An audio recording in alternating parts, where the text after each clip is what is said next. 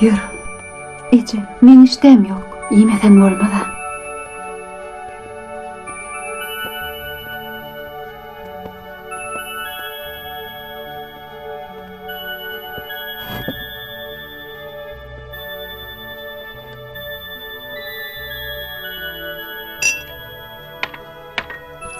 Ha, gıydım, geldin mi? Gelen bolsaň, iyi içip otur. Ejen sana gowy görýän naharyňy mişiripdir. Ýarş görmäge gideriz. Algyydym, iyi. Ağaň baýlady, barjaktyryn. Yer takly diýipsiň. O sen jan körlük etjeňe begenip kuş bolup uçup ýör.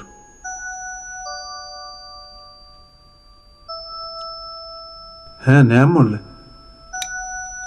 Näme ýok? Men şu ýat iştem yok. İşten bolsa bolmasa da iyi içmeli gydym.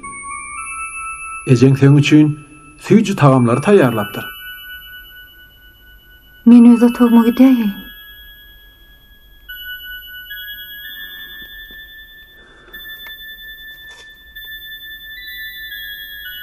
Bolýa, bar gidäň.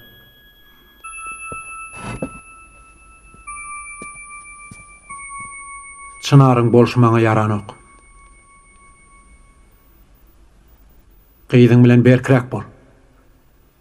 Oň diýenine ýok diýmän halis başyna goýberipdir. Sen düşün. Men nepes bilen belli bir netije geldim.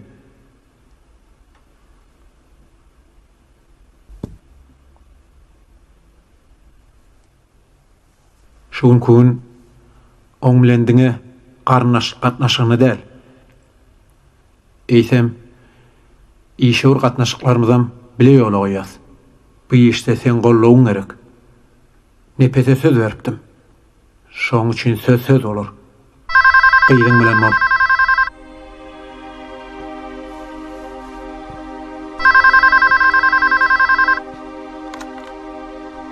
Hawa?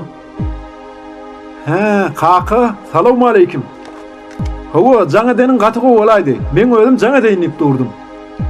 Hawa, gutlap bilersiň. Nepes bilenmi? Wah, nepes bilen mesele çözülerli. Ýöne şu agtyň men biňjalga diýe. Çınar men diýenmeden o kaka. Hawala. Nepes da öýden çykanyga. Şu gün niýetiňem toý tutjak. Menem toýa garşy däl. Hawa Nurjanam çağalygyndan tanaýan gowy oglun. Bolýa kaka, bolýa. Ertir boýunda ýol şaýym tutup ýanyňa barýan. Toý ne diýip bolsa uludan tutar. Bolýa kaka. Taglykda görüşelim.